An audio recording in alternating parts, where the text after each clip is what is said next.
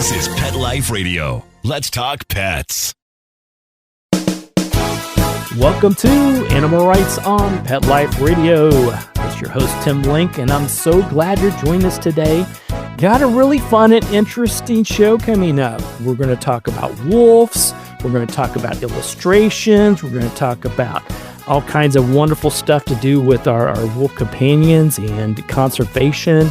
And of course, we'll mostly talk to the author, Leokadia George, about her recent book, Trumpet the Miracle Wolf Pup, Trumpet Becomes a Mom. So we're going to talk a little bit about the book itself, her work with the wolf conservation, and also talk to her about writing. How's that going? How was it like to put together the book?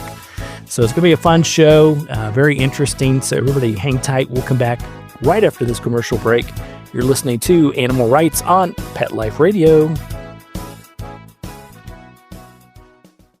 Take a bite out of your competition. Advertise your business with an ad in Pet Life Radio podcasts and radio shows.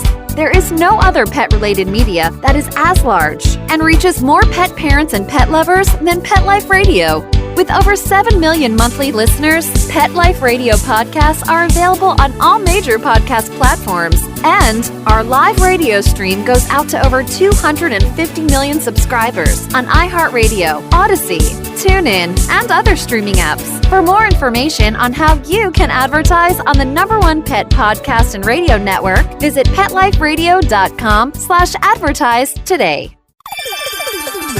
Let's Talk Pets on PetLifeRadio.com.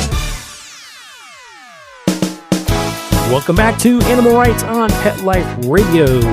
Joining me now is author and super duper volunteer of the Wolf Conservation Center, Leokadia George. Leokadia, welcome to the show. Hi, thank you for having me. Oh, I'm so excited about having you on the show.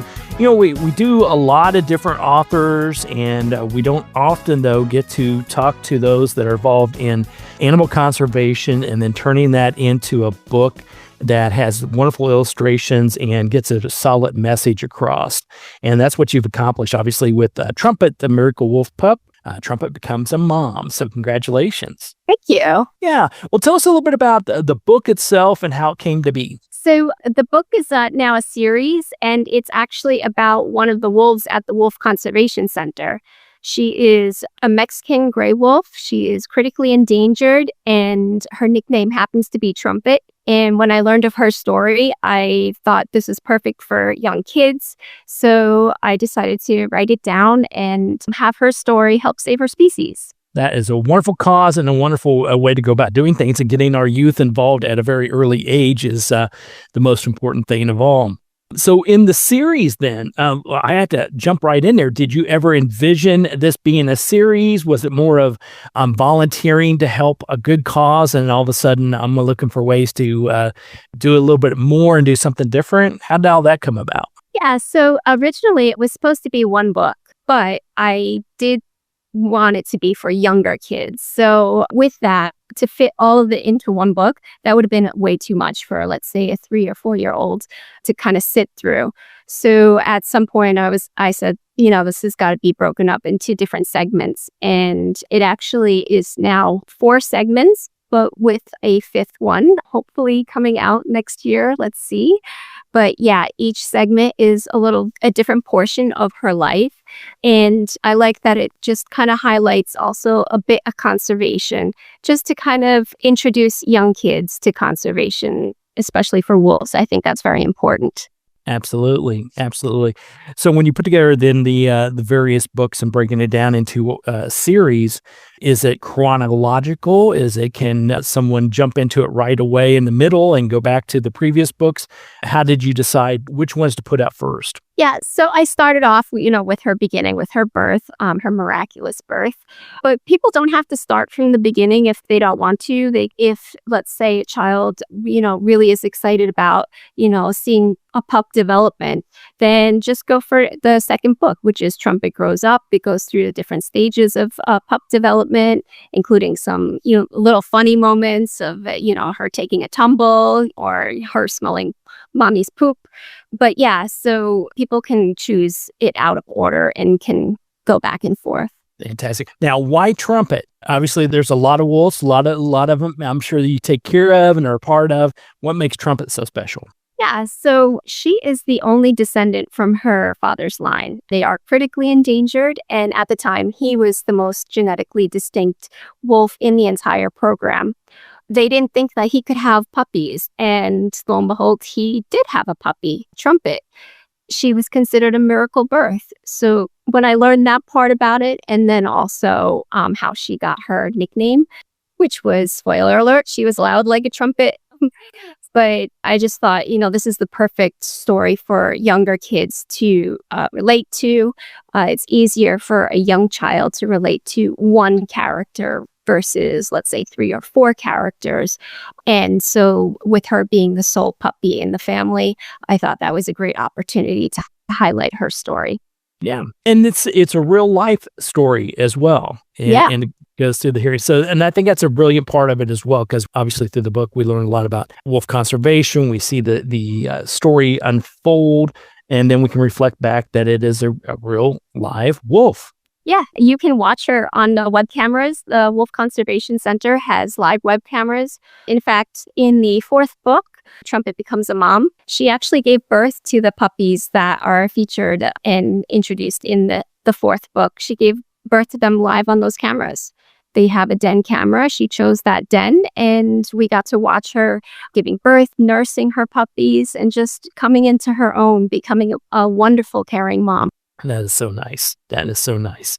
So when you're putting together the book and you're breaking it into various sections, into various series parts of it, how did you go about doing that? I mentioned a little bit earlier, was it chronological, or is it something that, how do you define certain parts that would be interesting as far as putting them down in a book? Yes, so obviously the first one introduces her. She's born in that, and it's really nice to see kids' reactions to that, especially when, the character, Babs, who is a real person, she lifts the top of the box and there is Trumpet, and it's a big surprise. And I love to see kids' faces when they find out that there is a puppy. And so the second thing, I really did want to highlight pup development, because it is so fun to see how quickly they develop and the stages. The third one, obviously Trumpet had to have puppies of her own to be able to continue giving that genetic DNA through her puppies. So she was introduced to another wolf, and that wolf was flown in from Arizona to the Wolf Conservation Center by a group of pilots that donate their flights to saving endangered species, called Lighthawk Conservation Flying. And as a thank you, her mate was nicknamed Lighthawk.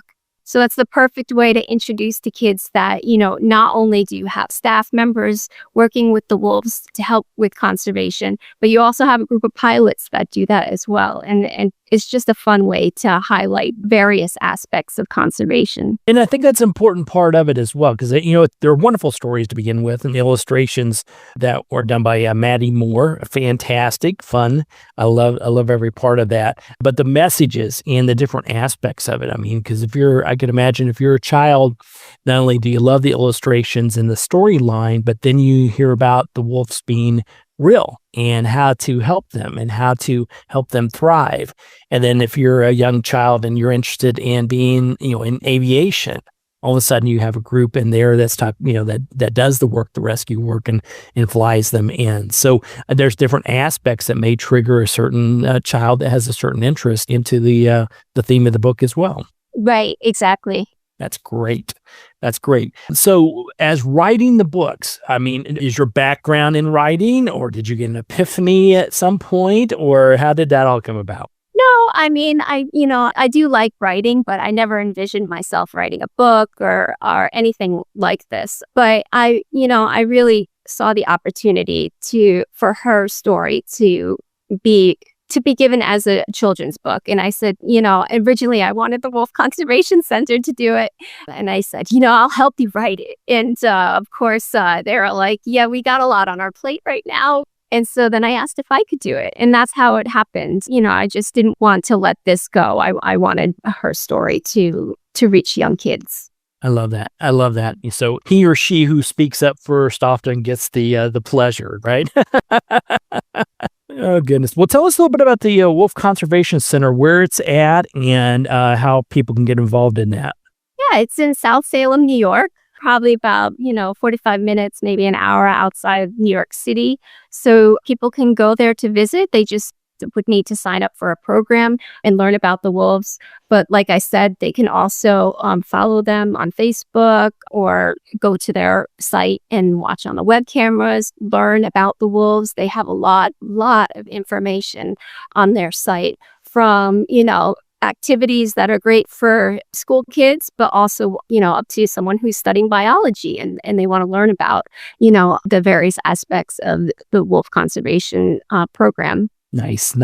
Well, we'll definitely post the website and all the information on the episode as well, so everybody can take a look at that and tap into the cameras and learn a little bit more about it. So we're going to take a quick commercial break. We'll come back right after this, and we'll talk a little bit more about the book itself, which is, of course, Trumpet, the Miracle Wolf Pup, Trumpet Becomes a Mom.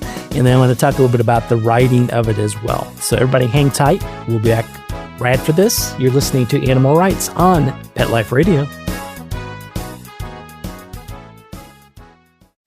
Hi, this is Tim Link, animal communicator and pet expert and host of Animal Rights on Pet Life Radio. Have you ever wanted to know what your pet is really thinking? Do you want to find out if they truly understand what you're trying to tell them? Or wish you could build a better understanding and closer relationship with your pet? Well, now you can. Learning to Communicate with Animals is a 4-part on-demand workshop. In the workshop, you'll learn the essential techniques that are necessary to communicate with animals, including what is animal communication, breathing correctly to achieve the perfect state to communicate with your animals at a deeper level, using guided meditation exercises, a method to communicate with animals, and how to send and receive information from your animals. So if you're wanting to learn how to communicate and connect with your animals at a deeper level, visit petliferadio.com/workshop and purchase and download Learning to Communicate with Animals. You'll be glad you did.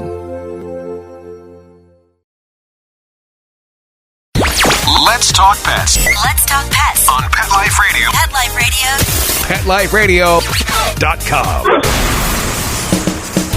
Welcome back to Animal Rights on Pet Life Radio. Continue our conversation with author Leokadia George and her book, Trumpet, the Miracle Wolf Pup, Trumpet Becomes a Mom, and of course the whole series that goes along with Trumpet. So put together the book. We talked a little bit about, okay, you wanted this done. They said, we're kind of busy, and so you did it yourself.